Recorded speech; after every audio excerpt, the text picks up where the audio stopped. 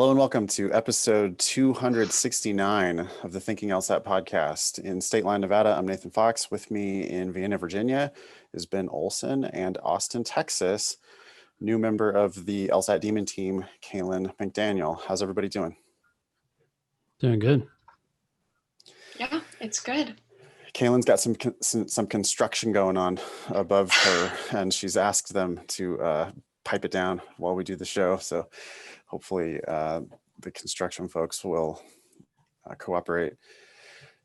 Today we're going to talk to Kalyn is on the show because she applied for and was denied and appealed and was granted an LSAC fee waiver. So we're going to talk to Kalyn about that process and hopefully try to save y'all a little bit of money. We're going to do a listener question. Oh, sorry. This is actually from another member of the Demon team who wrote in anonymously to correct us on some of our speculations about scholarships with below 25th percentile GPAs. We have a little bit more information about that, little clarification, kind of fact checked. We have a listener email asking for Ben's book club / Nathan's film club. So maybe we'll have some more book and film recommendations. A student who's just starting out with Demon Live had some questions about, hey, once I do a practice test, what's the thing I should do next? What should I focus on? We have an update from a successful Demon student, and then we have DH's personal statement at the end of the show to shred. The show is going to air on Monday, October 26th. Upcoming dates that you should be aware of. Let's see, November 11th is going to be the beginning of the November LSAT Flex testing week. You have until December 2nd to register for the January LSAT Flex. You have until January 6th to register for the February LSAT Flex. You can email the show. As you might have noticed, we get most of our information and corrections and that type of thing from our listeners. So please email the show, help@thinkinglsat.com. Leave us a review on iTunes, tell a friend, do all those types of things. That's the only way that people find out about us. So please do support the show if you can. All right, let's see. Fee waivers. This is really important for a lot of reasons.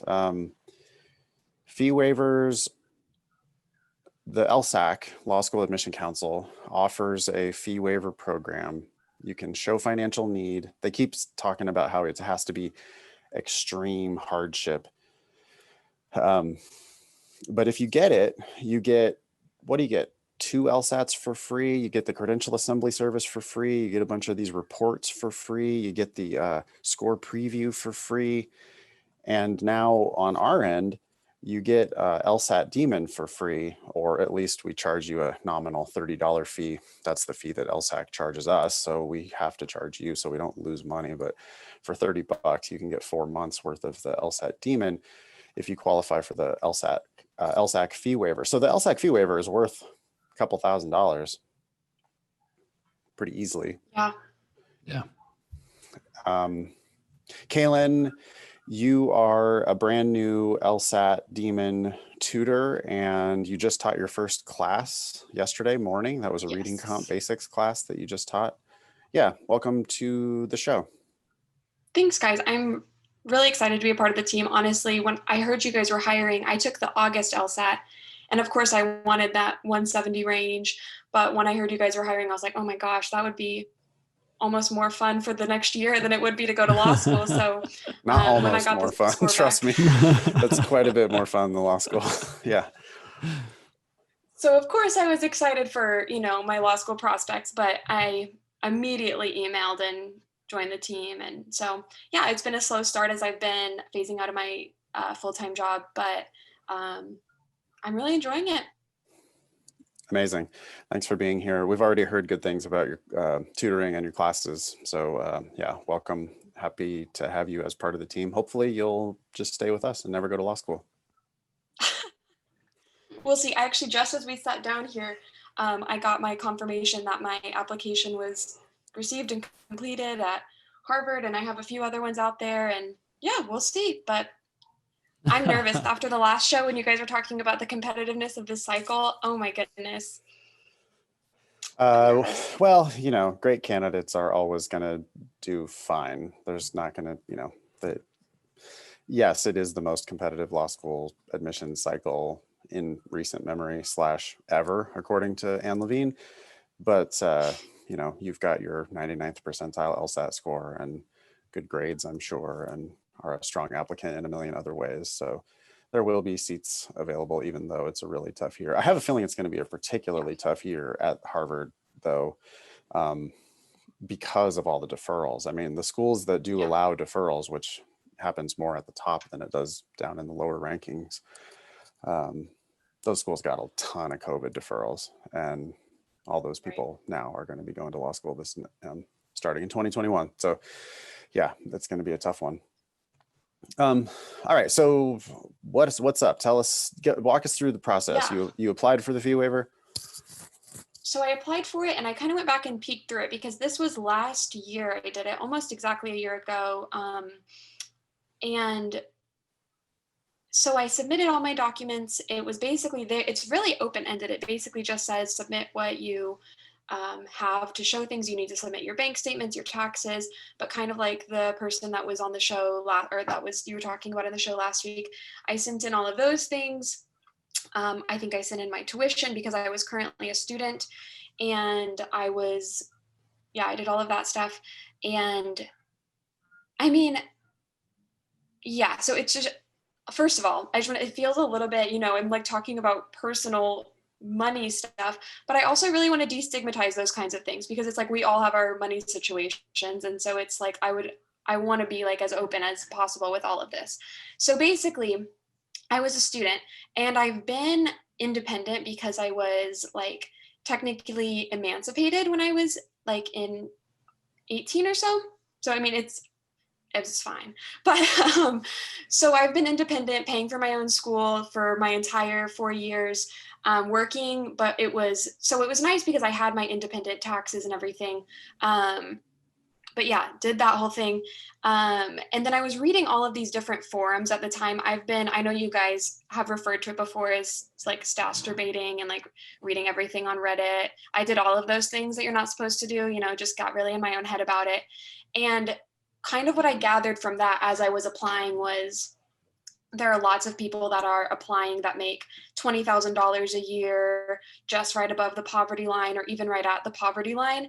And they have 2 kids, and it's this whole like really messy, complicated story. But the reality is the people that you're competing with for fee waivers are students like me, like I was, who was actually only working part-time for maybe like $15 an hour or something. And my taxes showed that. So, even though I probably wasn't in as dire of a situation as a single mom making $20,000 a year, the numbers reflected that I was more dire than that. And so that's just an unfortunate reality of, you know, what the numbers are showing, even though I was getting a scholarship and all of those kinds of things. So I was initially denied, I'm guessing because, you know, I really can't say, honestly. I can say, actually, they told me I was denied because I had $10,000 in the bank account, almost exactly like the girl. Yeah. I'm guessing it was a listener who wrote in and said she had gotten it was a freelance job that had like not paid her for a while, and then they paid her all at once. And so when she had to send in the bank statement, she happened to have more. She happened to have 10 grand in there. And then right. Okay. Sorry, go ahead. Well, what basically happened was the exact same thing. I had that amount in my savings, basically. But the truth was, and what I wrote back to them was, I'm paying for the rest of my tuition, whatever was left. I knew I had another semester left of school or 2 semesters left of school. So I just wrote them back and said, yes, I have $10,000 there, but it's money that's going to pay for my on-campus housing. And here's the amount that's going to cost. I got that like as a bill from my school. And you can see that I've paid this much to live in on-campus housing last year. So I'm going to pay this much next semester. And then, yeah, I got approved. Okay. It's not that dramatic. It's kind of pretty straightforward. I mean, the most important thing I think to keep in mind is as unfortunate as it is, it's really just based on what the numbers look like on paper. And I'm guessing they have a set amount that they are going to give out. And so I'm not sure if time of year matters. I applied last August. Yeah. That listener, we don't have it on the agenda, but maybe I'll read some excerpts from it here. That listener did appeal and was denied. She says, "Hi, just listened to the episode. As soon as I finished listening to the episode, I opened my email to see this message. Apparently, I'm just not poor enough, exclamation point. And here's what it sounds like when you get denied. Dear, X, I'm writing in response to your inquiries and concerns raised to LSAC regarding the denials of your application for a LSAT fee waiver and the appeal of the decision." Oh, so she actually appealed her appeal and got denied again. Oh. 3 strikes. I have had the opportunity to review your file and correspondence, and I assure you that everything you have submitted has been carefully considered, including the explanations you provided regarding cash balances in your bank account. Please know that we do not question the hardship or need that you have presented. Unfortunately, even with our robust fee waiver program, resources are limited and the financial needs facing so many are significant. While you have certainly demonstrated need, others have demonstrated an even greater need and lack of support and resources. These are very difficult decisions, as almost all applicants for fee waivers demonstrate very significant need. Blah, blah, blah. We must adhere to our evaluation process and criteria to ensure that those with the greatest of need are provided the fee waivers out of fairness to all applicants and as stewards of these limited resources. We sincerely regret, blah, blah, blah. This is final, final, final. That's what it said. Okay, sorry. Go ahead, Kalyn. What's up? Well, I just think a couple of thoughts. One is I think they almost want you to explain away the money that you have in your account. They don't want you to say it's not common, it's not typical, something like that. I think they want you to really say, I don't have it anymore, or I'm about to not have it. I mean, that's, I guess, what happened for me. And I don't know, I guess when I'm thinking about support, my application really demonstrated I didn't have support, and I hadn't applied for Medicaid or any kind of government assistance. And I didn't have family that was supporting me. And so I don't know if those things affected it. And like, that's not really indicative of any kind of difference in need. It's just different choices that I had made, but I don't know if that ended up working against her, unfortunately. Oh, because yeah, one of the things that she had said was that she had sent in her Medicaid card. Yeah. They're like, "Oh, you have Medicaid. You're fine." Yeah. I'm trying to find my correspondence because I could find everything that I submitted to them, but I didn't see anything that I got from them. But I'm not seeing anything right now. I will say another piece of advice so you get a number of free CAS reports along with your application fee waived from basically all schools. Right. And so my thought was, well, I'm already getting so much, I'll just pay the $45 for each of the CAS reports. And I was talking, I know you're making that face. That's what Carl said to me too. We were talking in the admissions class and he was like, absolutely not. So I went ahead and sent some emails to ask for the rest of my CAS reports to be waived from the other schools. I mean, that's a $45 email. There's there's nothing there. You're not paying for anything. And then, I mean, that's the thing that to me, when LSAC says, oh no, we have to be stewards of these limited funds. It's like, well, wait a second now. Really? Because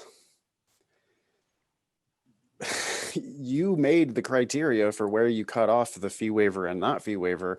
It's not like this is outside funding where there's a limited amount of money that you're distributing to people. All you're doing is you're deciding not to charge them the exorbitant fees that you charge for stuff.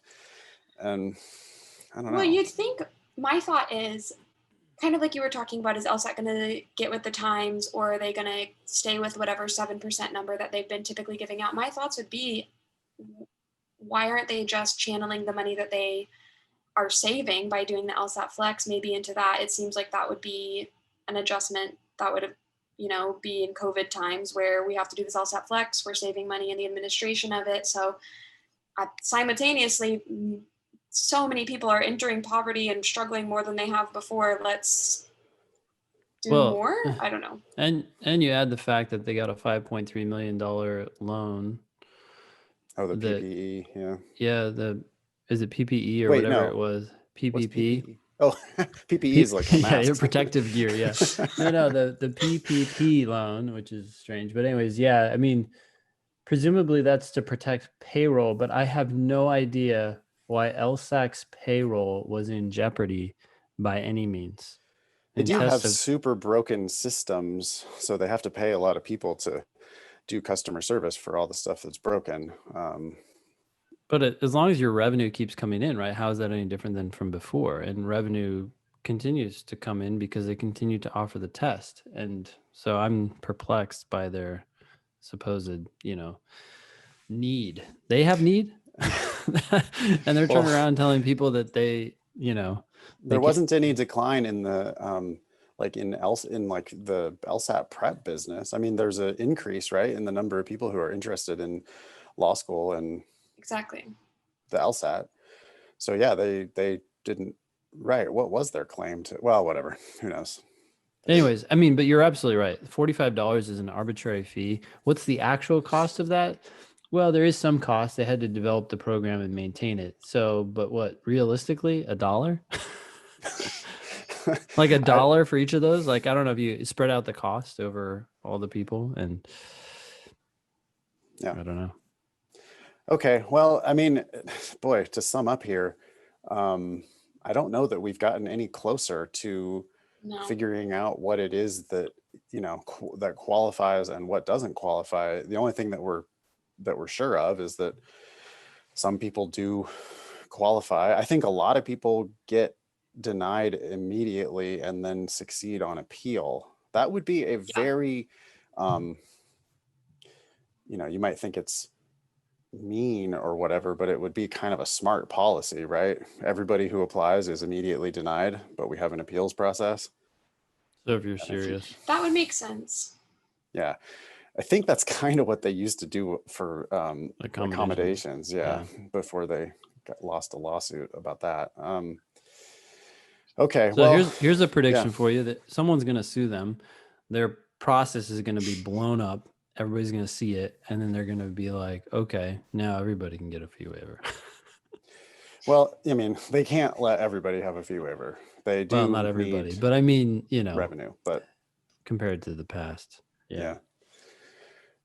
Well, it's unfortunate. I guess I just wanted to make the point, and it seems fairly arbitrary, but the only advice I could give is if it's something about you have this amount in your bank account or any objection that they give to you when they send you back what the problem was and ask you for an appeal, explain it away. Don't just try and say, because I do kind of see why, I don't usually have this money, but I do have this money, is not as compelling to them as I don't actually have this money. And that's what I felt like they were asking me for in the appeal process, was to say, was there actually some kind of an error here?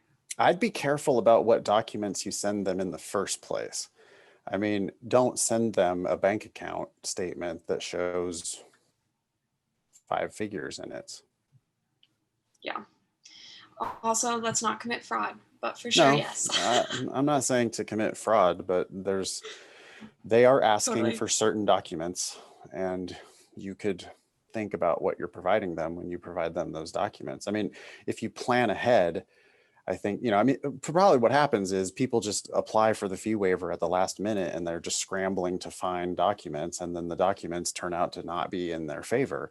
If you did this 3 months ahead of time, you'd be able to send them the bank statement that shows you as legitimately poor, which you actually are, instead of sending them the bank statement that shows you as artificially rich, which you're not.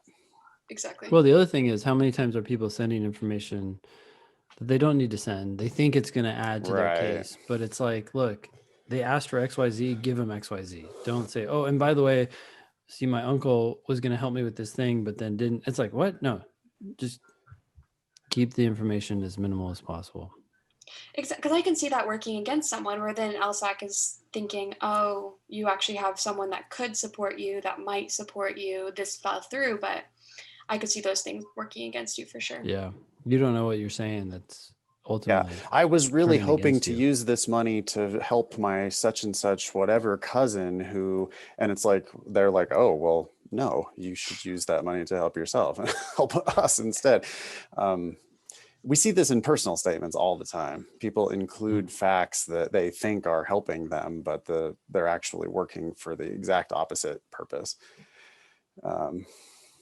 Okay, cool. Can I ask you guys a question actually about, I know this is now I'm monopolizing my time, but I had a question as I was doing my personal statement. I got some feedback, one from a law student, one from someone in graduate school, but they are a professional writer, and it was pretty negative immediately. And they said, you need to completely scrap this. You're boring the reader with how much you're talking about yourself and what you've done. You need to talk more about what you want to do. You need to specifically address like the faculty members. And I immediately panicked, but came away from it thinking, okay, this is what they did for public policy grad school or something like that. And totally I almost just need confirmation about that. Totally different. We had recently on the show some college, it was like universal grad school personal statement advice.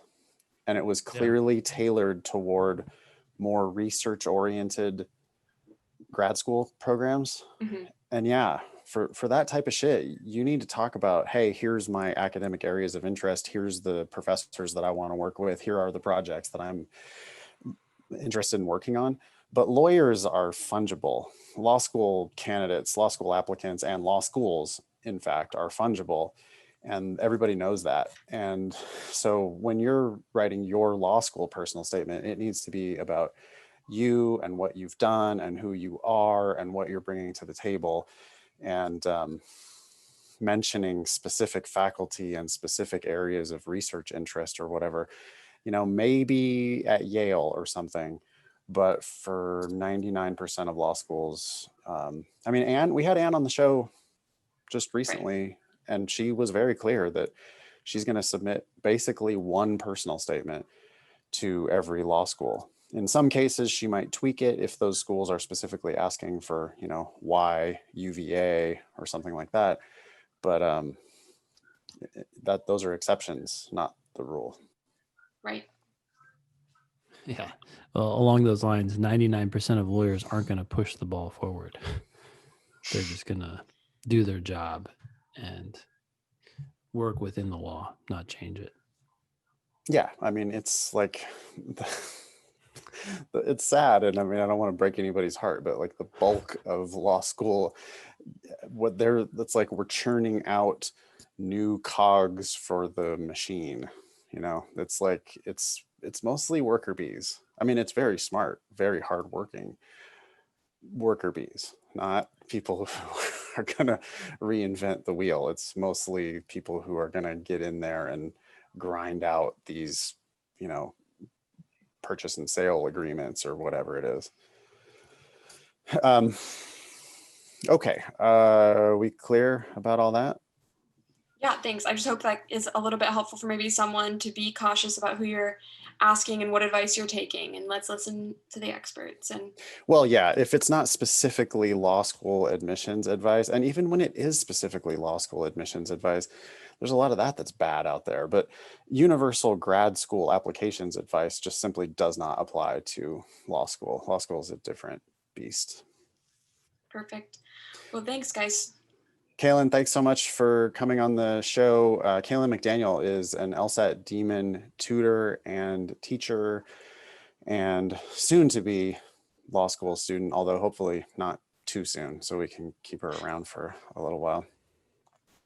I'll let you guys know. We'll see. But I'm going to go before they start tearing down the floor or something upstairs. Sounds good. Thanks, Kalyn. Talk to you soon. Thanks, cool. guys. Thanks, yeah. Yep. See ya. Ben, you want to tackle this first email on our agenda? Yeah. So this one's about scholarships with a below 25th GPA. Hi, Ben and Nathan. I'm writing in to disagree with your claim on the most recent episode. The applicants with GPAs below the 25th percentile can't get scholarship money at law schools. Okay. I went to an undergrad school without grade inflation. Our average GPA is a 3.1, a 3.6, which is most law schools' 25th percentile, is our top 10%. And only 11 out of around 50,000 students graduated with a 4.0. Yet every year we send students, I know some of them and their stats personally, to the top 14 with scholarships. I also have friends from other schools without grade inflation, for example, MIT, some other tech schools, Wellesley, Swarthmore, Reed, formerly U Chicago, and Princeton. And I've seen them outperform their GPAs in terms of admissions and scholarships. Okay. So exceptions to the rule. Yes. I also found many examples of lower GPA candidates who still get multiple scholarship offers on LSAT, or what is this place? Law School Data. Right. Here's a 3.4, 169 who got 1.2 million in scholarships. Several more where that came from when I just opened up different law schools, sort acceptances by GPA, low to high, and check out the scholarship column, and sometimes open up those scholarship recipients and see what other schools they got money at. Okay. I mean, one thing that's in the back of my head is like, where are these scholarships coming from? Are they coming from schools that are actually, like below the 25th percentile? I mean, I'm sure this person is checking that out, but yeah, I don't know. What I've heard is that scholarships are based on how much a school wants you to come, how much they think you won't come unless you make it cheaper for them. Makes sense that your GPA and other U.S. News and World Report aspects would be a lot of that, but law schools also need other things, including diverse classes.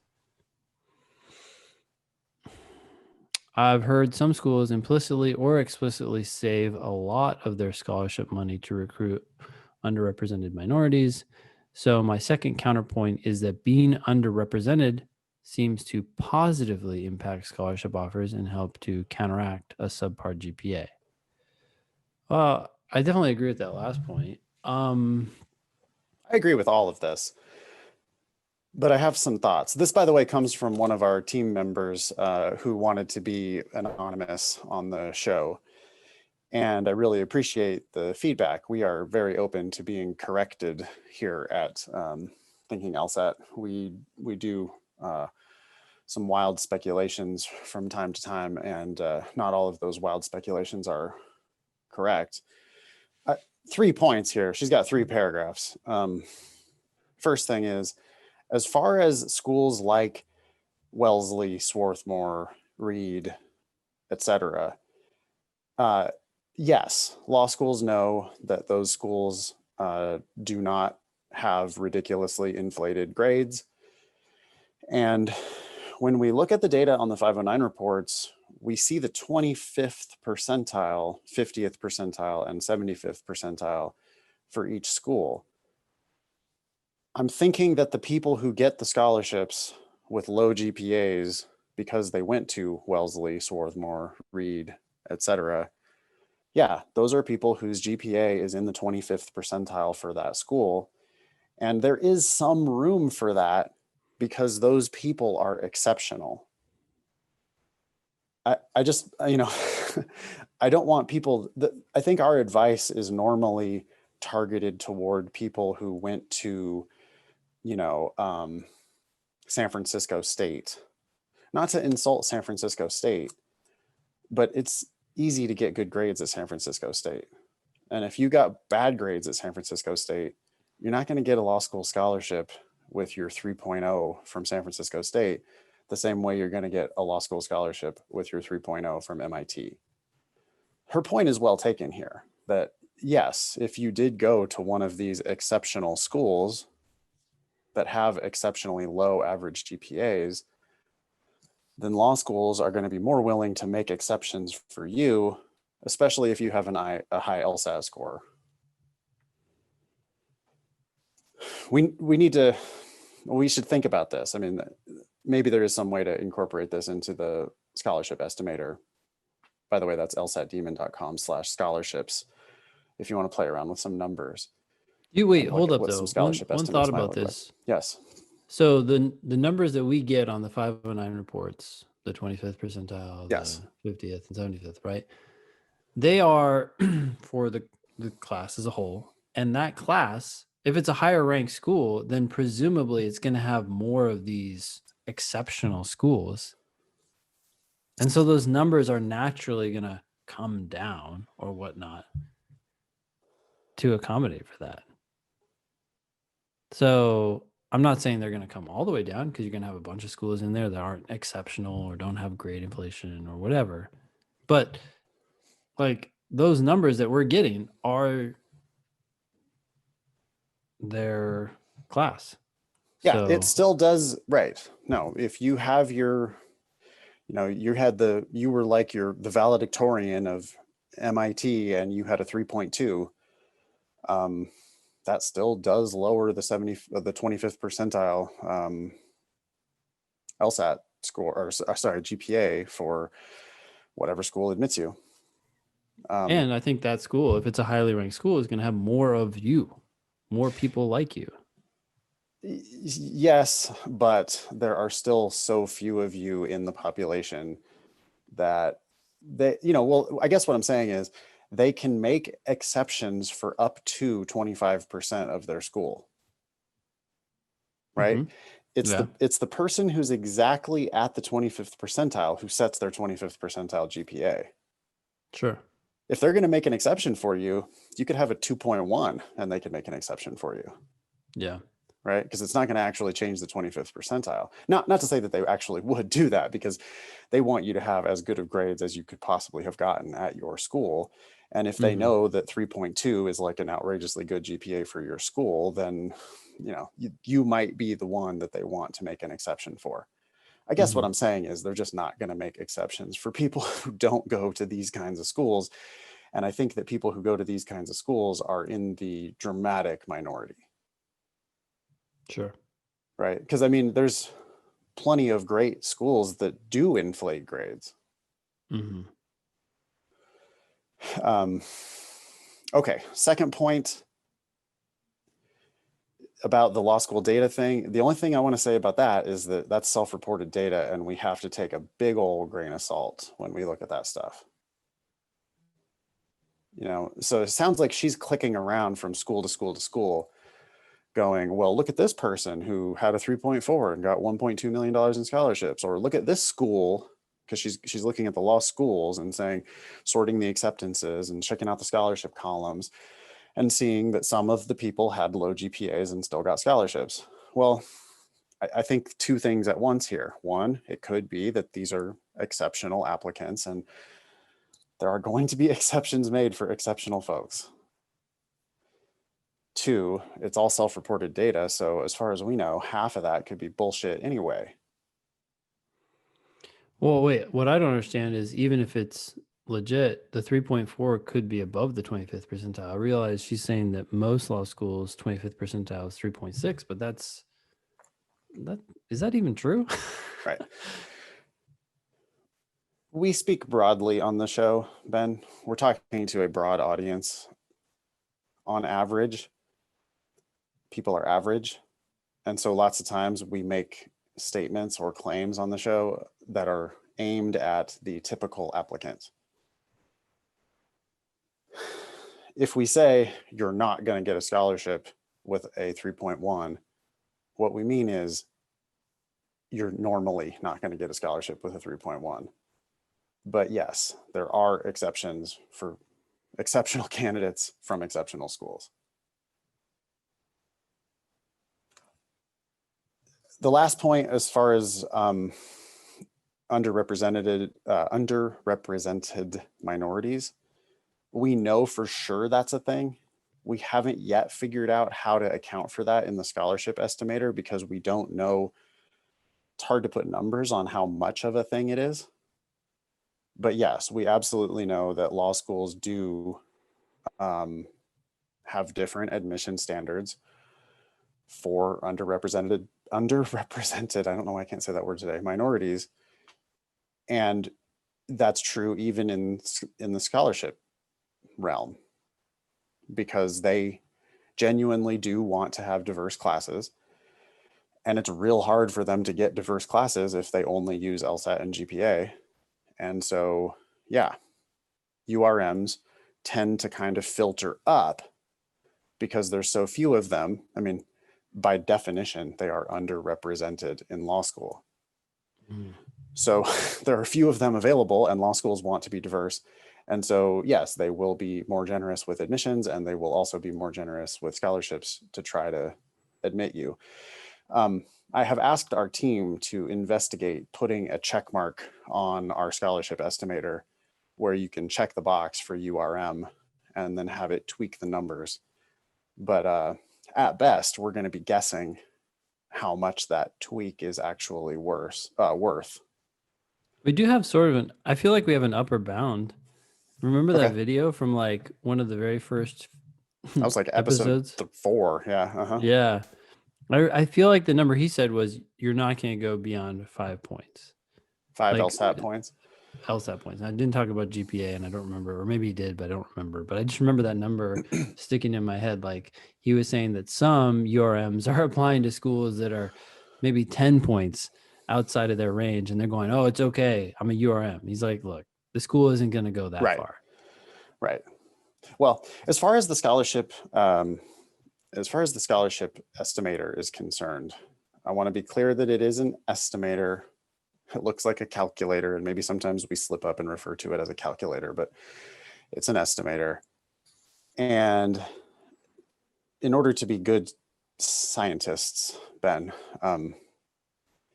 I've asked the team to basically be explicit about our assumptions, right? Because that's the best we can do. Make some assumptions, do some calculations, but I would like for us to be straightforward about what those assumptions are, and also be open to changing those assumptions, because all we're really trying to do is get as close to truth as we can, right? We just wanted to make a tool that would be useful to people. And one of those assumptions is that what is true for last year is going to be true for this year, and that certainly could go out the window. Yeah. But at the very least, my hope is that if you were thinking about a school, or maybe you weren't thinking about a school, and you put your numbers into the estimator and it says, hey, we think you might get some money here, or maybe full tuition or whatever, at least that idea in your head is a negotiating piece, right? Like at least start thinking about schools that might give you money. It's an estimator, so we don't know for sure, but that's what you should be pursuing. And, you know, a lot of this is going to hinge on your asking, but hopefully this will motivate you to ask. The purpose of the tool is to give you an idea what range of schools you should be applying to. So, you know, you're not going to know your actual numbers, you know, your actual offers until you get your actual offers and then renegotiate those offers. So it's meant to be a place where you can go to put in your LSAT, put in your GPA, click submit, and get an idea of the kinds of scholarships that you might be able to get at the kinds of schools. And it's necessarily a rough tool. We'll make it better over time, but it's not real dollars. It's estimated dollars, and your results necessarily will vary. We're trying to get as close as we can to the truth. Yeah. Okay. You got any new, this email you want to, oh wait, I guess it's my turn. Hi, Ben and Nathan. Hello. Big pod fan. I noticed there's a page on the index with all your guys's book recs. That's great! Exclamation point. What other books do you guys recommend? Can Ben have a book club? Love all of Nathan's film and TV recommendations too. Any new shows you recommend, Nate? Thanks, y'all. Sam. Any new book recommendations, Ben? No. Not right now. Ben's been too busy working on Demon 2.0.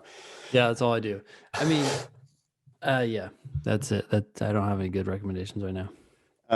I am going to attempt to read. This was given to me by my neighbor last night, and it is The Falcon and the Snowman.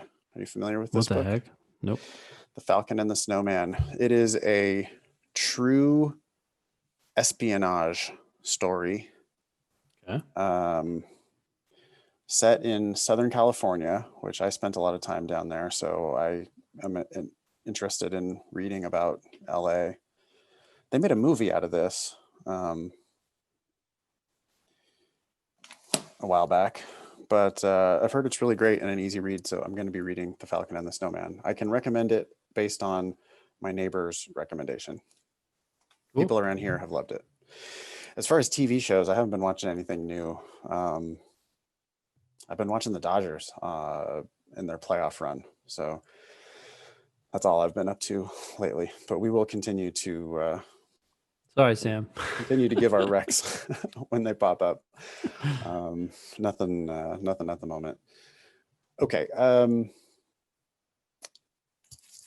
You want to take this next one? Yeah. So this one's subject is just starting out. I know you probably get this a lot, but I noticed there's a ton of different things now in the Demon than when I did a free trial last year. Wow. Welcome back.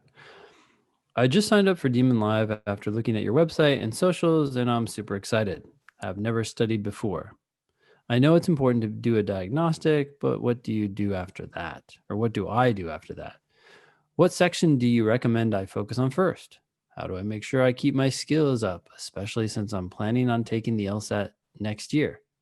Thanks, Jay. I like the first step of doing a diagnostic. People are really afraid of doing that, but you got to just rip off the Band-Aid and just do it. Yeah. Oh, I'm not going to do that yet. I'm not ready. I got to watch another lesson. No, you got to do a problem, figure out why you failed, and then do another one. That's how you learn. You got to get rid of the stigma around failing, right? It's just, you got to try things and fail. Failure is your first step to success. Yeah. And then Jay says, what section do you recommend I focus on first? I think there's two things wrong with that. Yeah. The first is you probably shouldn't be focusing on one section at a time. You should be dividing your study evenly over the 3 different scored section types. Yep. Broadly, right? Base rate, our base assumption is 1/3 each, probably reading comp, LR, and games. We get this question a lot. Yeah. Yeah. I think it's because people like have this like, oh, I'm going to get this section down and then I'm going to turn to the next section. No such thing. It's like working out. It'd be like running for a triathlon for a long time. He's finally getting fast enough and be like, okay, now I'm going to start working on swimming. What? And then you're going to lose your running ability? No. Right. Should I work on my offense or defense first? Like I'm going to get super good at offense. And then I'll start working. No, you're going to just play basketball, get good at everything, all different aspects of the game. It's more fun that way. And I mean, it's just broadly, you shouldn't be focusing on any one area first. It's some of our very worst students come to us with that. I don't know where they got that idea, but they're like, I've decided that I'm going to study the logical reasoning for 3 months. And then once I have that, then I'm going to move on to the other stuff. And they're scoring like 130. And it's just like, no, you've got room for improvement in every section. And you should start making, basic improvement in all areas is your fastest route to success. But they show up and they're like, yeah, I really got to work on games, but I'm fine with logical reasoning and reading comp. And you're like, oh, where are you scoring? Well, I scored a 148. Well, that you're not fine. You have to in be any section everywhere. Right. Yeah. Right. The other thing is, Jay, the whole point of doing your diagnostic is to figure out your weaknesses. And I don't know, maybe you're a natural at this shit. Maybe you're going to ace the reading comp and logical reasoning on your first attempt and just suck at the games. I mean, that was my profile, right? I mean, some people do score like 170 something on their first test. And those types of people sometimes do have just, oh, you don't know how to do the games yet. Yeah. Okay. But that is a result that, of your practice test, that diagnostic can give you that information. We're not going to just tell you out of the blue which section to work on. You basically need to work on your weaknesses more than your strengths. Yeah. So that's the point of doing diagnostics. Figure out what you're struggling with, figure out where you're failing, and then correct those failures. How do I make sure I keep my skills up, especially since I'm planning on taking the LSAT next year? Novices sometimes have this idea that they need to schedule their LSAT 9 months from now. Yeah. Which makes no sense. Jay, you have the best LSAT prep available. So why don't you, Jay, why don't you figure out when you're exactly going to take your first LSAT after a month or two of prep? I mean, work really hard, do a bunch of diagnostics, figure out where you're at. And then as soon as your LSAT, your practice scores get where you want them, then you need to start taking the official test. So I don't know why you're deciding that you need to, you know, why you're deciding in advance that you need to take the test way out next year. Yeah, you start taking practice tests once a week, maybe once every other week. And then when you get those scores, you start seeing them and you say, okay, these scores are close to where I want to be officially. And then you sign up for the test. And then you keep studying until that test. It's only going to be like 2 months away at most at that point. Awesome. Okay. Thanks, Jay. Welcome to the Demon. Please come say hi to me in class. I'm teaching every Tuesday, Thursday night, and some other times as well. Ben has office hours on Tuesdays. Come say hi to us, but also come say hi to Kalyn and all the rest of our awesome team. Cool. All right. We'll take a little break right there. All right. We have an update from a happy Demon user. Cool. Hi, Matt and team. Oh, I guess this email came into Matt, another one of our LSAT Demon teachers and tutors. I wanted to shoot the LSAT Demon team a quick email and tell y'all how happy I am I've made the switch. You may remember an earlier email where I stated I'd scored 161 3 times in a row using Khan Academy. What I didn't say in that email is that this is my second time attempting to study for the LSAT. My first time was in 2018, the summer before my final year of college. I ended up not taking the test after months of unsuccessful studying. About 2 months after the pandemic hit this year, I decided it was time to try again, but soon realized that I was getting nowhere with Khan Academy materials. From May to September, I only ever increased 1 point. Yikes. Jesus, that's a long ass time for no improvement. Yeah. My weakest section then and now has always been logic games. I could only ever attempt 2 games at most during a test and only ever got a game entirely right a single time. Oh, Jesus. I mean, I got to stop right there. This user, Mel, you were beating your head against the wall. The problem is that you were attempting 2 games. You needed to be only attempting 1 game. You need 1 perfect game. And if that takes the whole 35 minutes, then fine. But you need 1 perfect game. Once you can do 1 perfect game, then you can start doing a second game. So Mel was skimming the surface here, trying, diligently, right? This is a very earnest student who's trying to study for months or years for this test. But because she's trying to do more, she's so worried about, oh, I can only do 2 games. I got to hurry. So she's doing 2 games poorly, and she's never going to get good enough at the games that she can actually do them accurately and then eventually quickly. She's trying to do speed before accuracy, which is 100% wrong. After studying mostly games an hour or 2 a day, most days of the week for 6 weeks with the LSAT Demon, with a handful of LR and RC thrown in, I've finally scored a 170 on a practice test for the first time ever. I'm not going to say all of these numbers here, but before LSAT Demon, it was 20 and 22 on LR, 22 on RC, and 12 on games. Yeah. First practice test after the Demon, 25 and 22 on LR, so a little bump there. 25 on reading comp, little bump there, and then 17 on games. So big bump there, which is what you would expect if you study games every day for 6 weeks. Yeah, I think you could probably start getting one more game correct, and that's what she did. Let's see, this is a little bit long. I plan to keep using Demon Premium to prepare for the January test. Oh, hey, quick note here. Sorry. To go back to your point, check out her first sentence. First sentence. Of the paragraphs following the numbers. Oh, the only logic game questions I got wrong were for the game I didn't get to within the time limit. Yeah. So she switched her mentality there.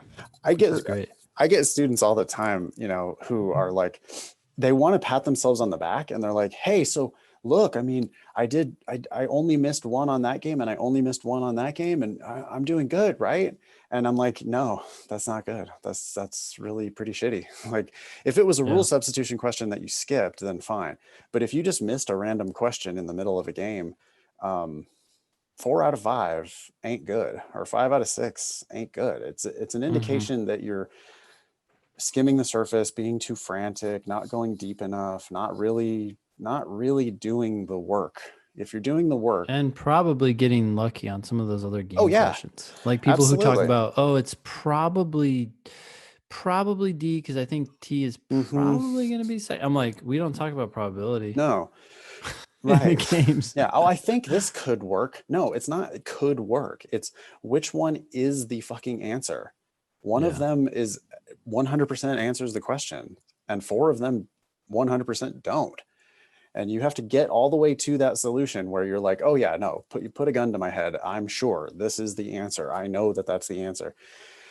That's a good point, Ben. For everyone you miss, there's another one that you half-assed and got right. And lawyers aren't in the business of half-assing things. Okay, I plan to keep using Demon Premium to prepare for the January test.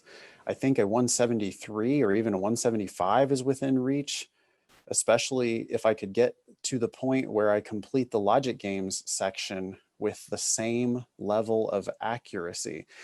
I think Mel needs to be more greedy here. I think Mel needs to plan on perfect on the games. That's shocking sometimes to students when you say that to them. You're like, hey, but I mean, the truth is to score 175, people just don't score 175 without perfect games. It's much harder to achieve perfection on reading comp and logical reasoning than it is on the games. If you're going to score perfectly on any of the sections, it's probably the games. Yeah. I would be willing to wager that over 50% of the people who score 175 scored perfectly on their games. That's a safe bet. I think you make money on that bet all day.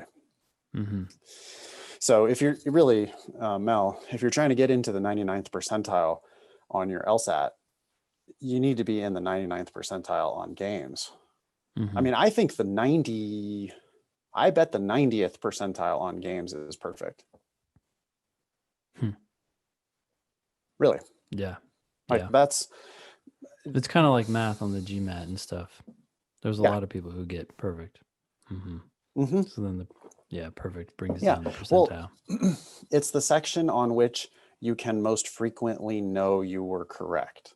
That's why it's the section on which people most frequently score perfectly, because not only did they score perfectly, but they know they scored perfectly. Like they walk out of the test going, oh, well, I know I didn't miss any on the games. Yeah. That's the point you can get to. And so Mel, even though games was your worst section, you can turn that into your best section. And that is what I, in fact, did. Games was my worst section by far. And by the time I took the official test, I was like, yeah, I'm going to score perfectly on the games because you can. Yeah.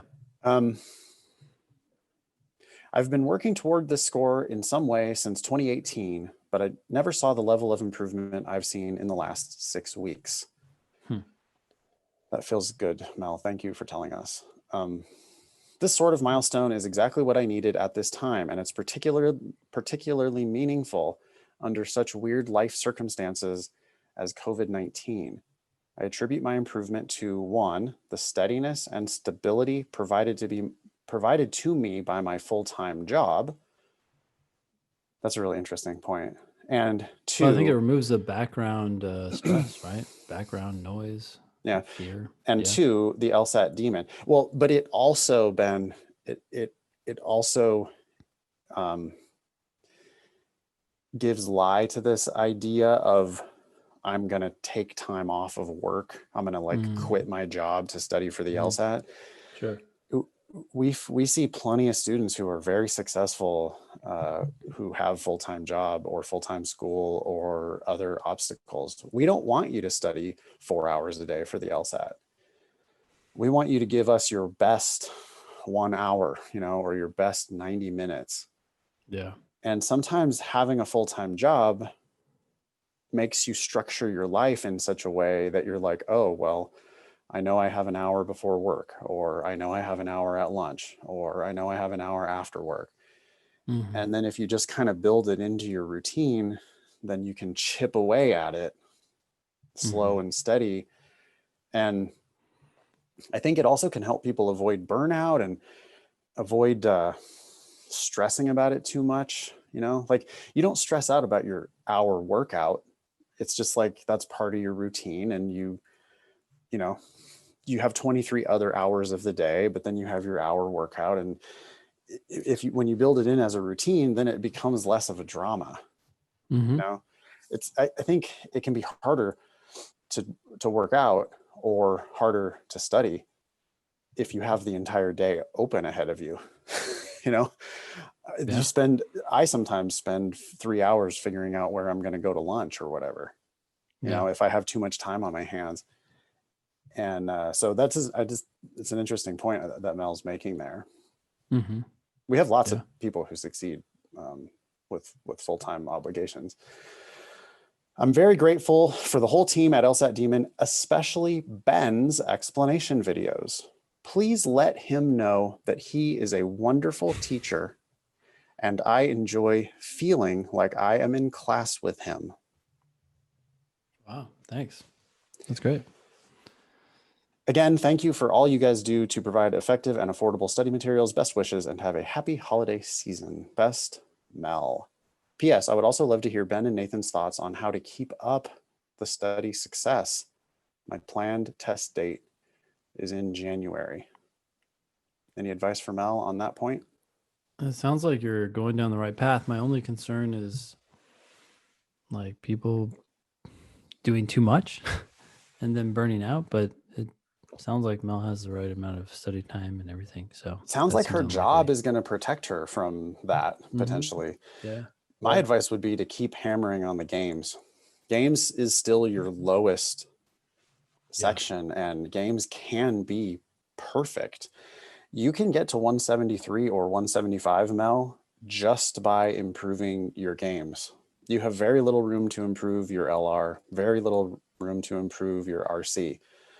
One more point in each of those sections between now and January, and one entire additional logic game. Yeah.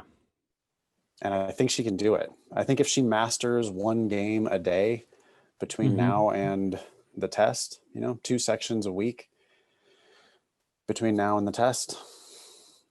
Yeah. I think, she might get to that point, and I hope she'll write us back if she does, but I think she can get to that point where she scores her first perfect section on the games. That's always a milestone, right? That people reach, and they're always like super excited. Like, I can't believe I scored perfectly on the games. My first test, I scored 5 points, and now I scored 23. And it's like, yeah, I know you can get there. So hopefully Mel can set that as a goal, for November or December. Yeah. And I'm sure it's going to be directly related to her 173, 175 or higher. We have DH's personal statement, Ben. He or she also wrote in with a complaint about the LSAT Flex. You want to start here with this email? Sure. Hi, Ben, Nathan, and team. First, I want to express frustration with my October LSAT Flex. During my test, my proctor disconnected and the proctoring session ended. I was on the third question of the second section and the testing window disappeared and the proctor chat box popped up telling me that Jesus had Jesus, disconnected. Ben. It's got the little tilde on the U. That's I not a didn't see that. tilde. I don't know what that is. It's an accent. I thought my screen is dirty. Okay. Jesus well, I kind of like Jesus. But Jesus has disconnected. Sorry. you were praying and now you don't have any more help. Yeah. Okay. He's disconnected and that Proctor U had ended this session. I couldn't chat with Proctor U in the chat box anymore. And after a minute or so, my test screen popped back up and the timer was still running. So I did my best to try and finish. I spent about 4 hours trying to get things resolved with Proctor U after the test. And they finally agreed that there was a problem with my test and I'd have to contact LSAC. LSAC said they'd have to review the recording to make sure it was not a problem on my end.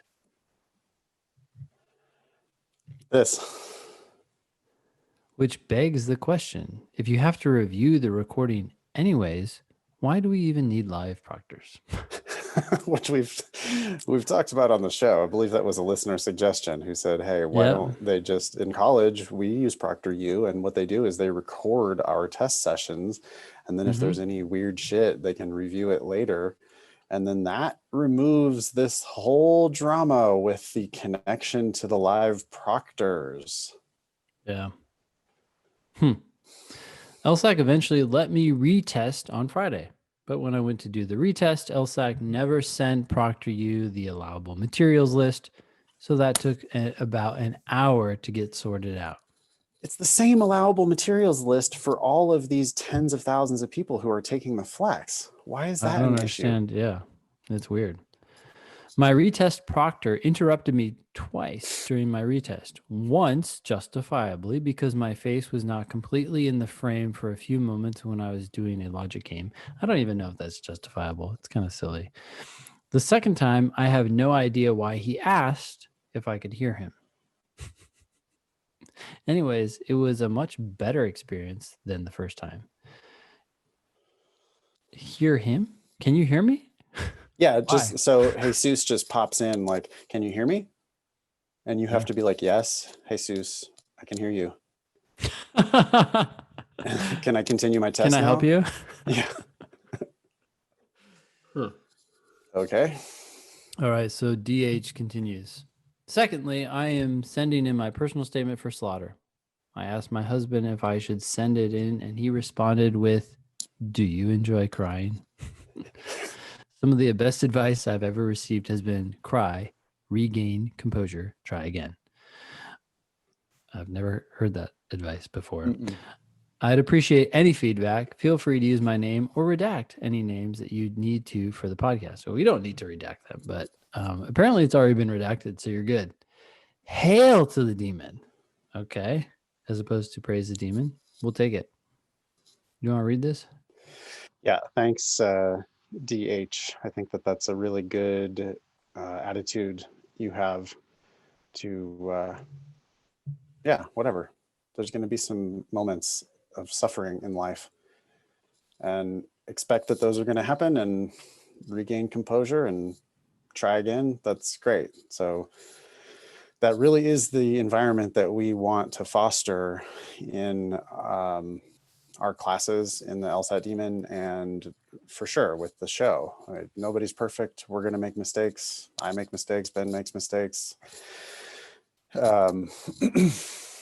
In our classes especially, we really want a culture of, you're going to fuck up, you're going to make a mistake, you're going to tell us you made the mistake so that we can help you fix the mistake. But it's not just this like, we're smarter than you. How could you possibly have made that mistake? That's not what it's about. If you were perfect, you wouldn't be in class. So, okay. And if you were perfect, you probably wouldn't be sending us this personal statement. So brace yourself. Yeah. Takes humility to ask for help, but so Absolutely. much better in the end. Absolutely. Yeah. You know, and have we ever seen a personal statement where we were like, this is complete trash, there's nothing to even work with here? I think we've, even with the very worst ones, we've always been able to say, hey, why don't you focus on this issue? This seems interesting. Why don't you talk about that? Yeah. And it's not a complete failure if we tell you to trash everything but one sentence. That personal statement, despite its failure, helped you find a topic. That's huge. People struggle with finding a topic for months sometimes. Right. In 2010, United Airlines and Continental Airlines announced their merger. Okay, I don't like it. It's about two airline companies, not about you. I'm glad that it's short and that we can probably get into your statement quickly, but I'm still like, how does this relate to you? I further don't like it that it is exactly 10 years ago. It's a long time ago. I'm not saying you can't talk about things 10 years ago, but the law school is getting the person that you are today, not the person that you were 10 years ago. And even if you're going to tell me about some kick-ass thing that you did 10 years ago, I'm still going to be wondering what you did since then. Yep. So I'm very skeptical that this is the place we want to start. She's using two spaces, Ben, 2 spaces between the sentences. Actually, 2 spaces in some instances and 1 space in other instances, which, by the way, is another really good reason why you don't use 2 spaces. Yeah. People who use 2 spaces sometimes accidentally use 1 or 3. People who use 1 space tend to more consistently use 1 space. The modern standard is 1 space between sentences. It looks weirder and weirder when I see 2 spaces. Yep. For years following the merge, contract-bound work groups were kept separated under their parent company.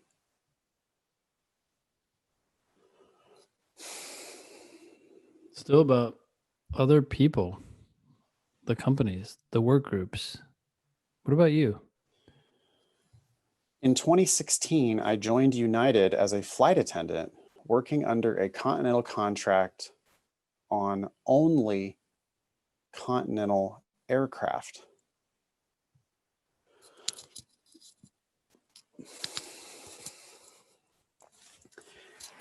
It's about you,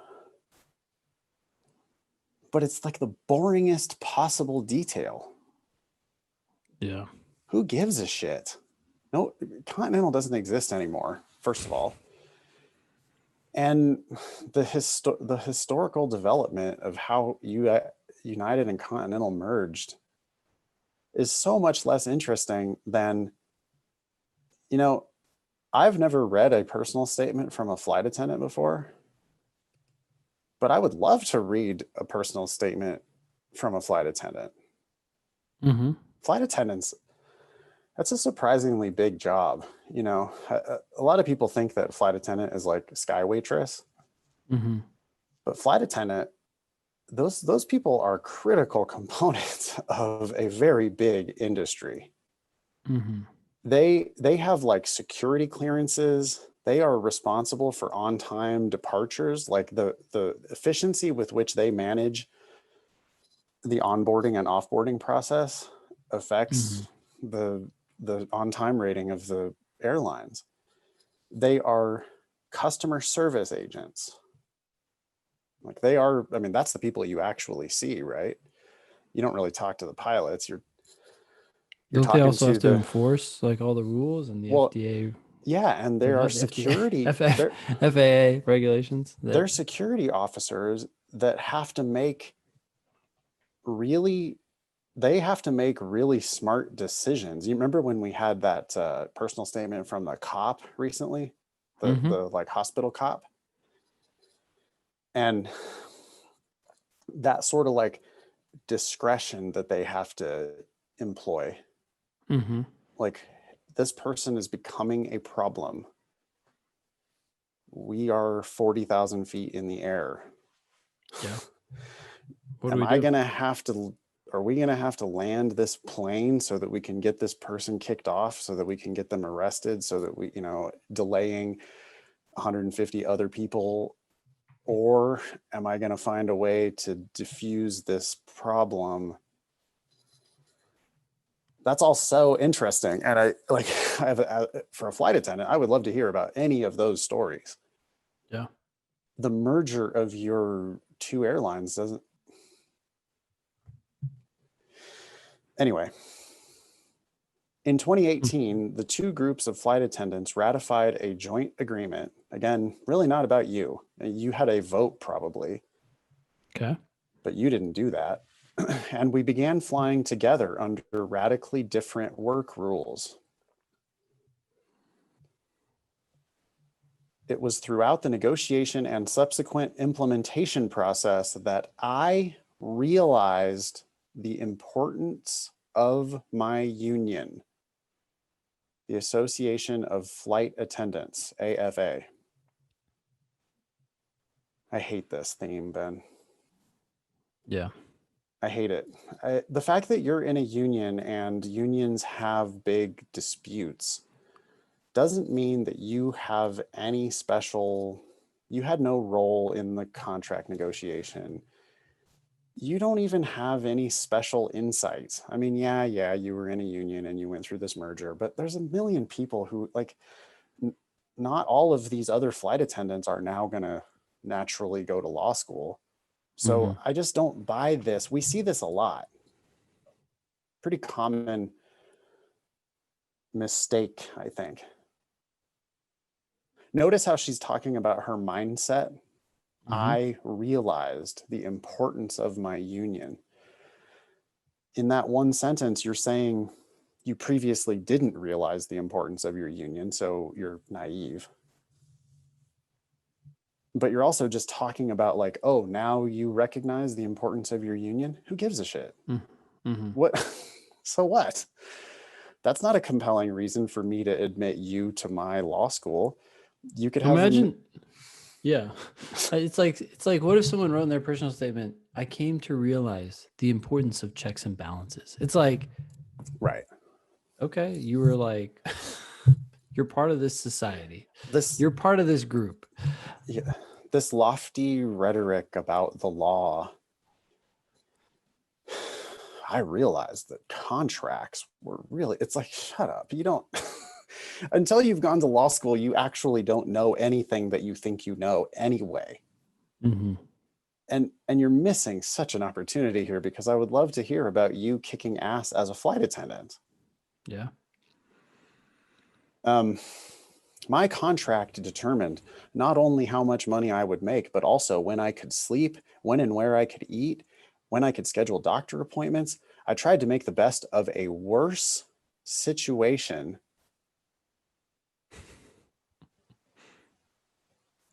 So I decided to get involved. You haven't convinced me that this is a bad situation, though. I mean, you're in a union. You just said radically different work rules, but are they? You didn't say what they were. Radically different how? I mean,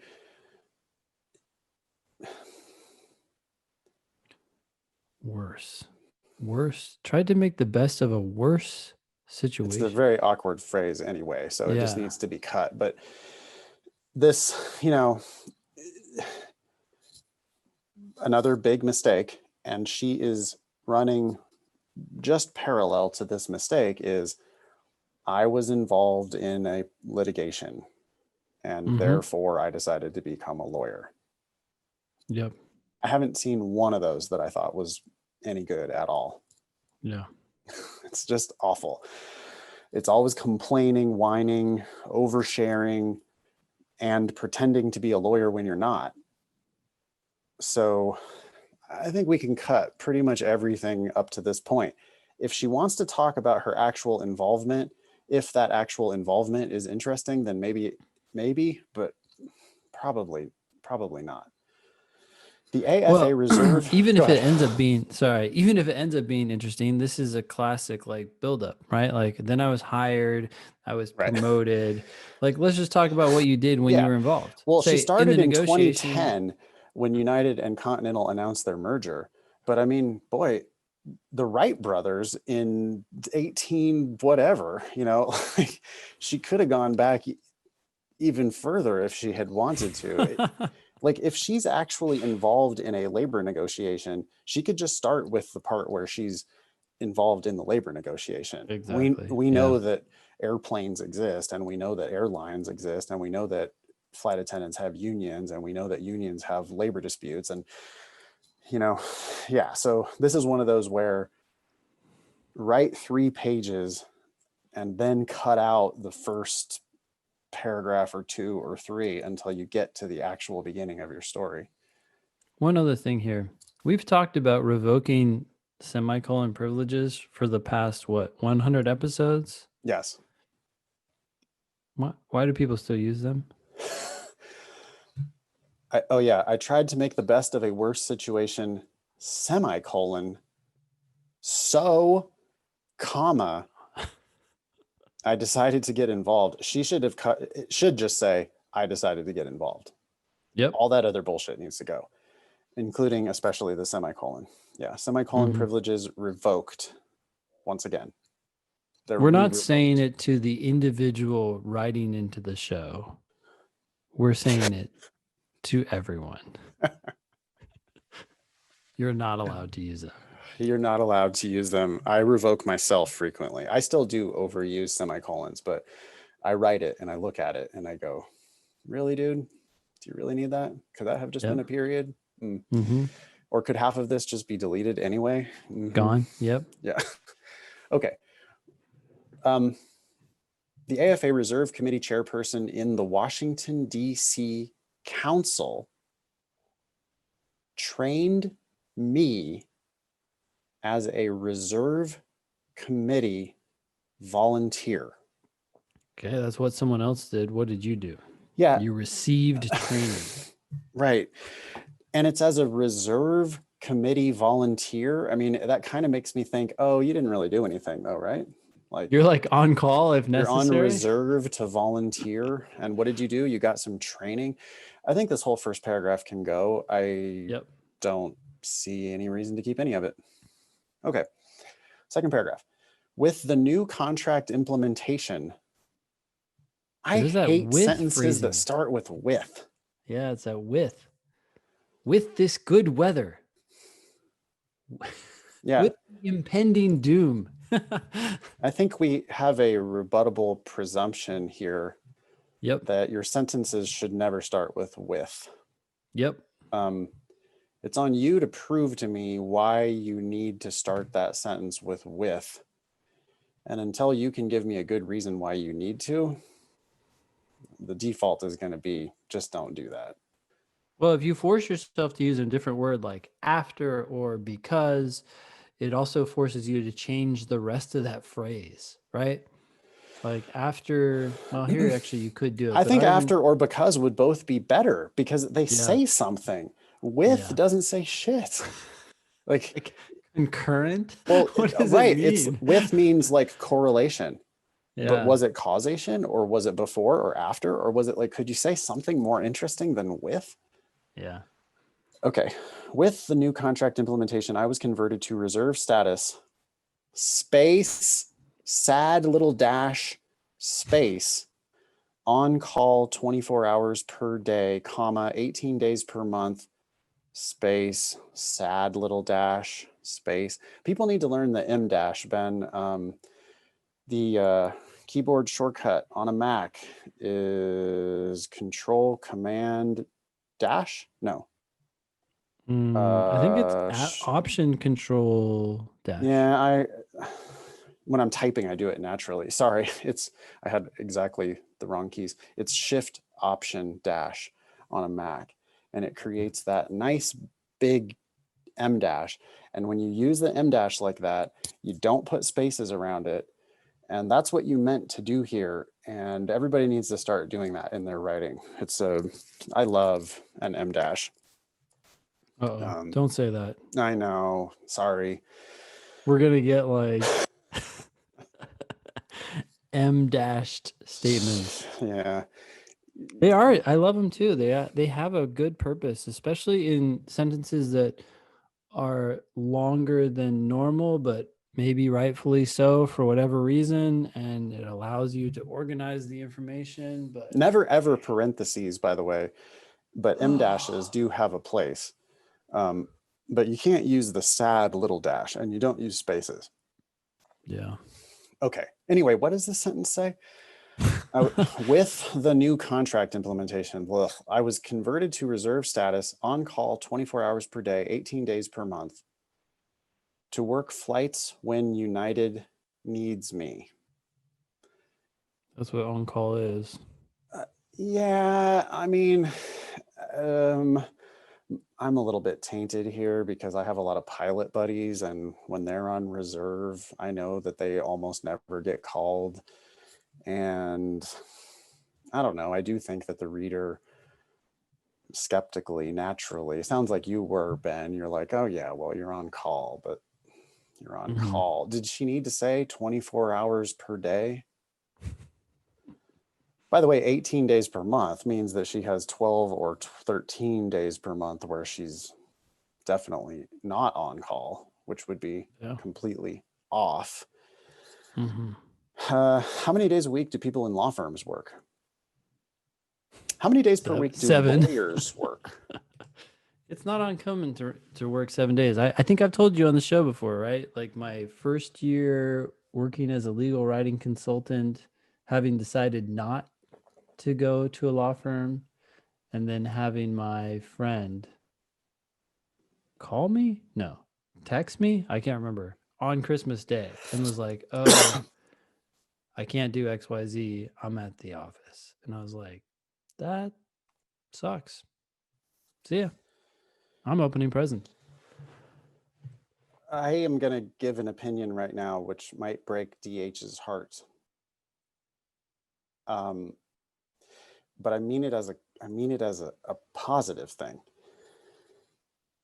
I think flight attendants have it really, really good. I'm not saying it's easy work by any means, but flight attendants have pretty flexible schedules for the most part. They have pretty interesting work, at least more interesting than most lawyers, I think.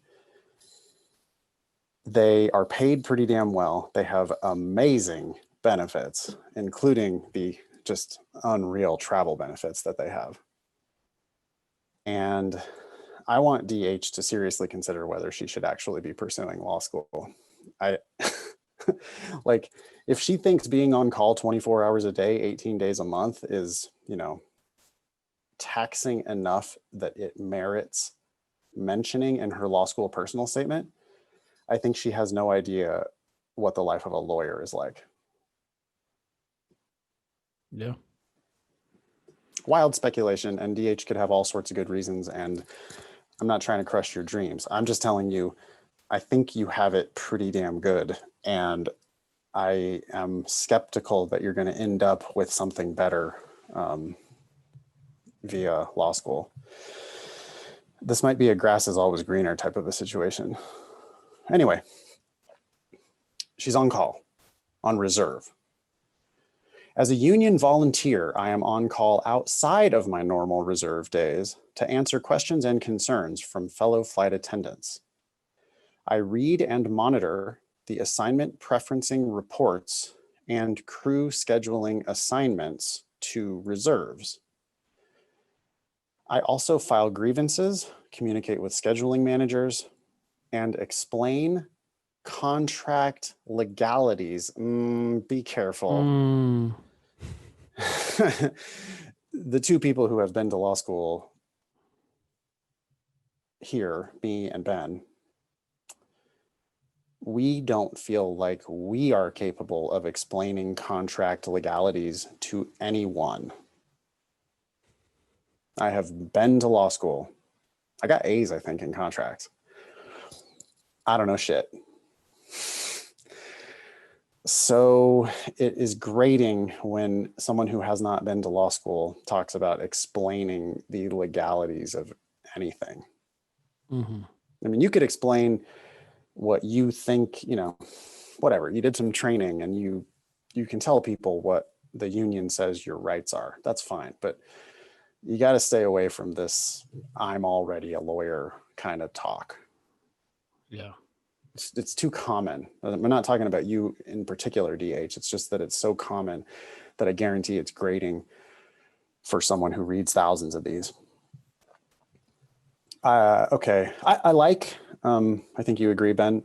I like that she's saying what she does. She's using I do this, I do that a lot. Yep. These things are legal adjacent, which is good. The three parties: flight attendants, management, and schedulers. Okay. Shortly after joining the reserve committee, I noticed the union lacked any data related to how many reserve flight attendants are currently assigned properly according to contract legalities. There's that super obnoxious term again. Don't say that, please.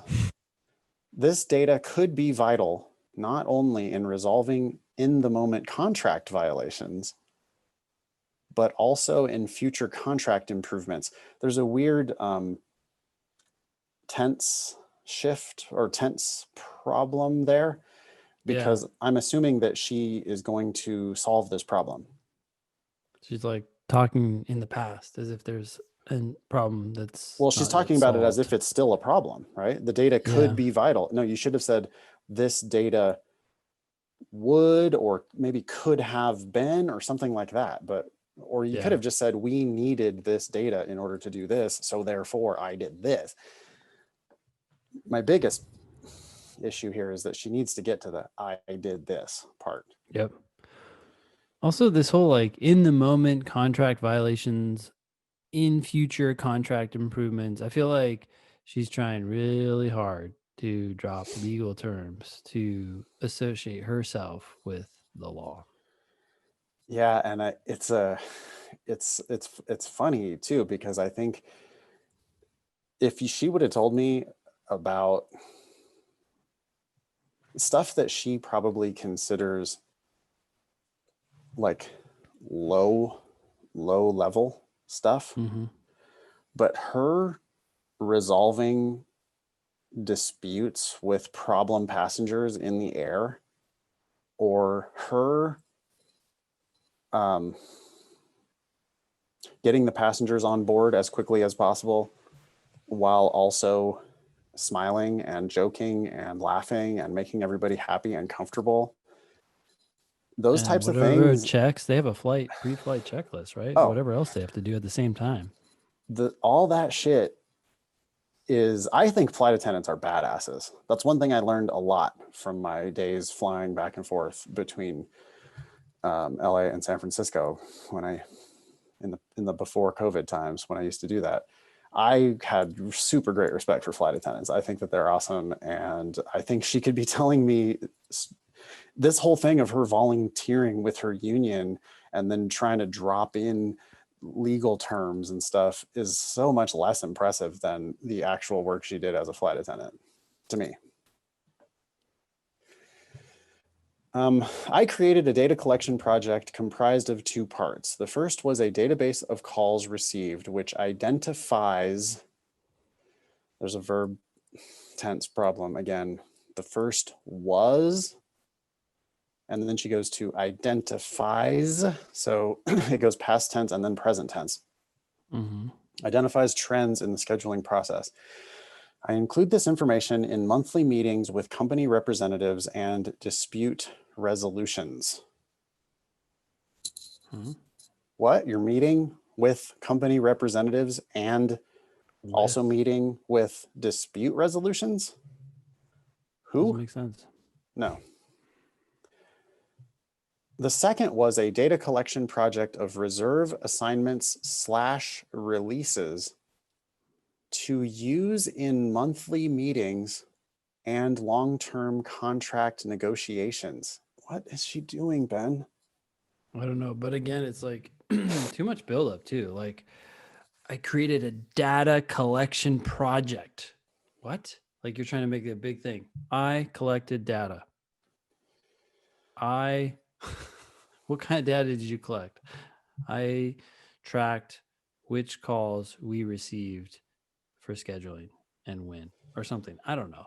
But the point is, when you oversell, you end up overselling, and it just looks bad. It makes what you actually did look not as impressive. She keeps saying contract. I mean, she said contract half a dozen times in the last 4 sentences. She also said monthly meetings in 2 consecutive sentences, which monthly meetings, why? So what? Yeah. Why do I care what the frequency is of these meetings? No, in fact, the less frequent they are, the less important they may be. I don't understand why I think 2 things. One thing, I think she didn't read this out loud. I feel like that monthly meetings would be super grating if you read that out loud and heard it 2 sentences in a row. Mm-hmm. It's there we go again with the contracts, and there we go again with the monthly meetings. It's like she's repeating herself a lot. And I think if she had read this out loud, she wouldn't, I think she would have had to cut some of those.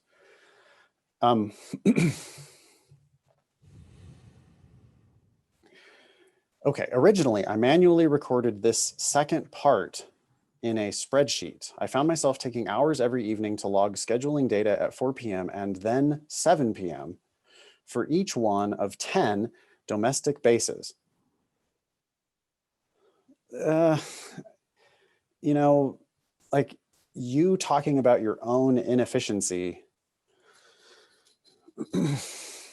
like you created a nightmare problem for your, like a nightmare project for yourself, for your volunteer job.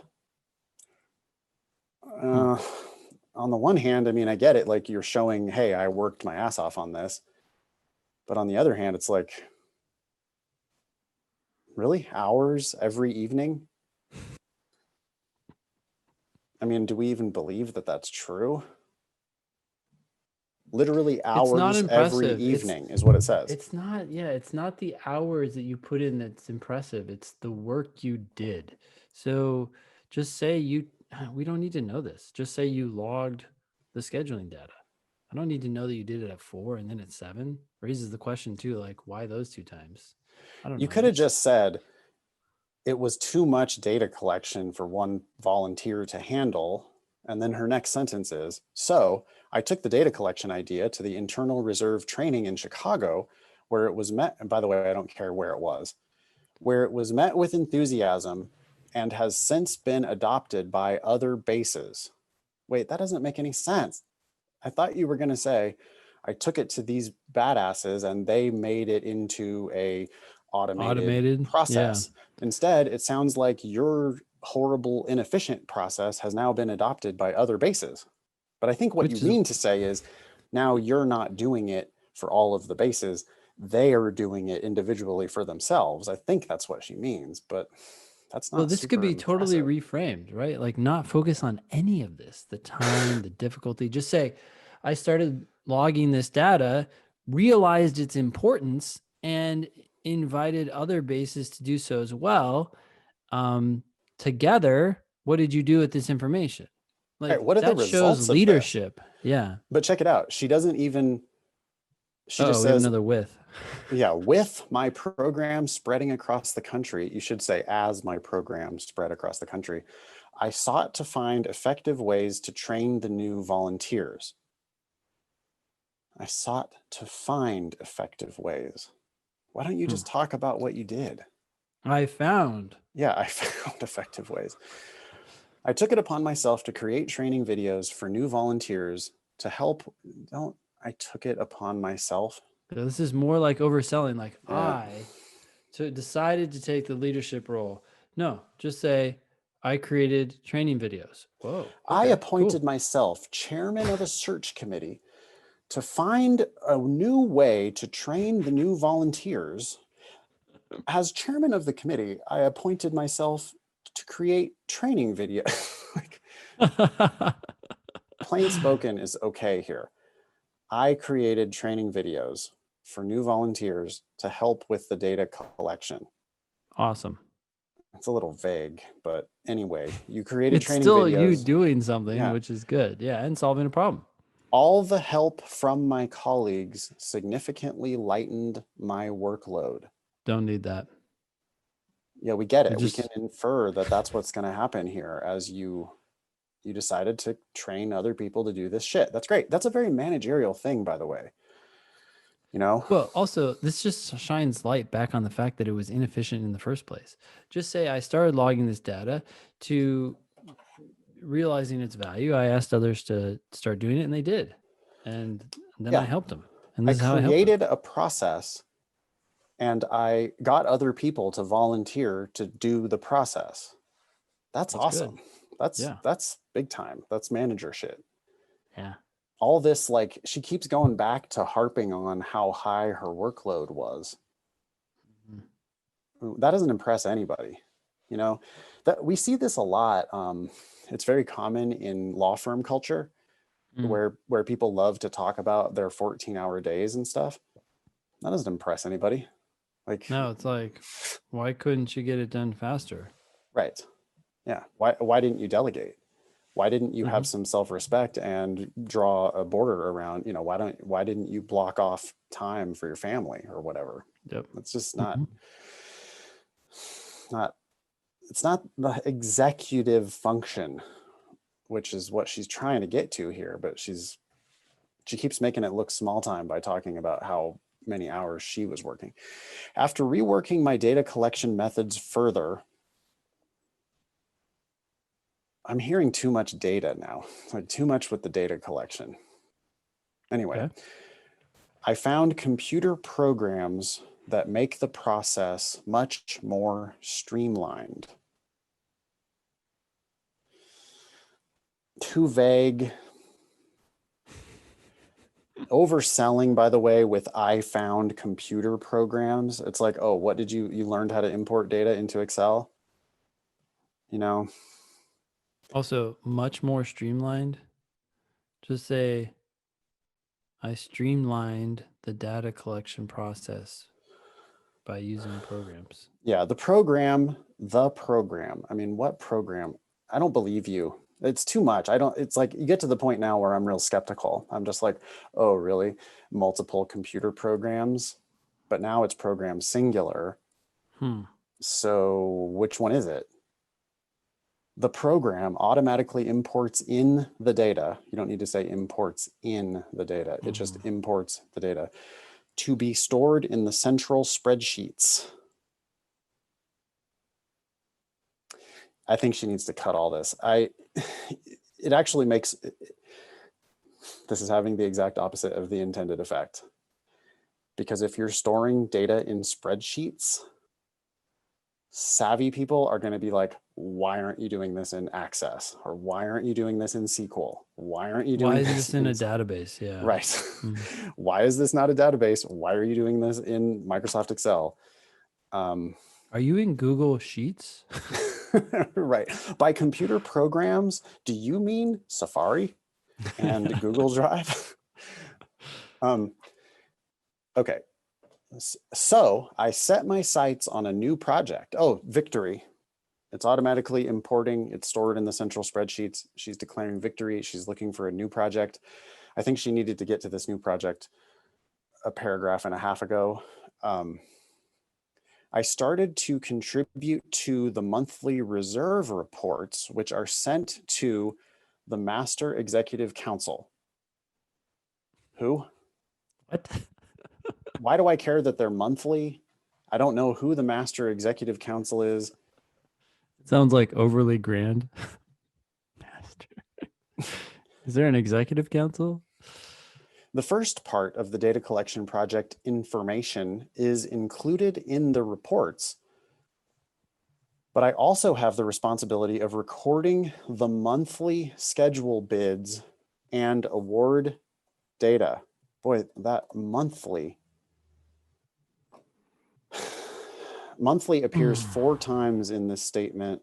Month appears 8 times, including the times where it appears monthly.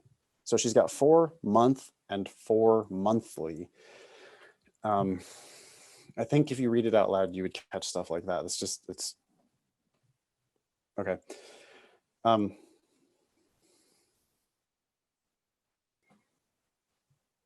It's more like she's just collecting data and making reports. Yeah. So what? This is the new project? Yeah, and it sounds very clerical. It just doesn't sound,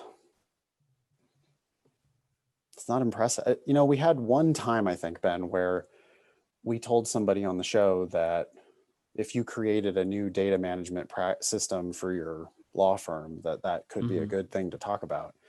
And since then, we've gotten an awful lot of people wanting to talk about reports and data and stuff. I'm not saying that you can't.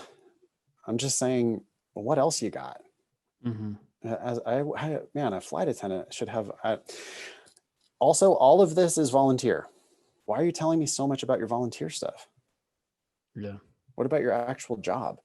When both data collection projects and the committee reports were running smoothly, I decided to also volunteer for the negotiations support committee. Through AFA training, I have learned the vital tactics that will be employed in upcoming contract negotiations. Ben's shaking his head. Ben's like, no, you haven't. You're not a lawyer. You're not a labor negotiator. Yeah. I will be the first point of contact between the contract negotiations team and my flying partners, and vice versa. What? I don't want to hear about what you're going to do or going to be.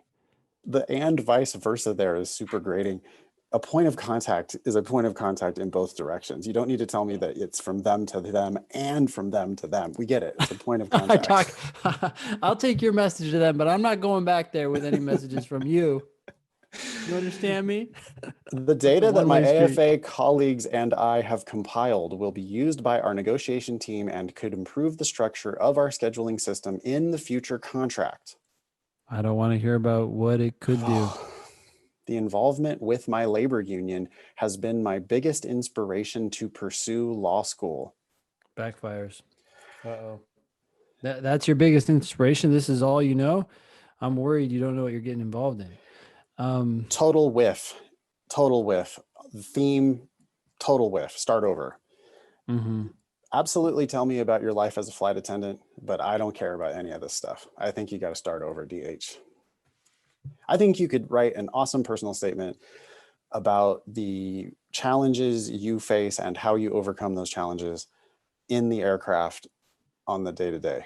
I think that would be much more compelling than all of this volunteer data gathering and like pseudo lawyer shit. So I'm not as opposed to this volunteer work, but it would have to be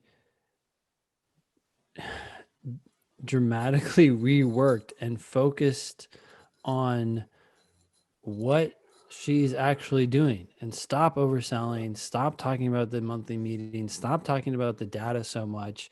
Like, I still don't even understand the problem that she tried to solve. No, I don't really either. Like, if you know, she's like, hey, I'm part of this group and I realize that no one's keeping track of XYZ, and that's a big deal because of T. So I started tracking it, and then other people got on board. I showed them how to do it. I solved the problem. I'd be like, oh, cool. But I have no appreciation for what you've done because I still don't even understand the problem. And it's not like you should take a paragraph to say that. You say it in one sentence. You say, we couldn't do X. And it's like, oh, wow, I could see how that'd be a problem. But I really don't even understand.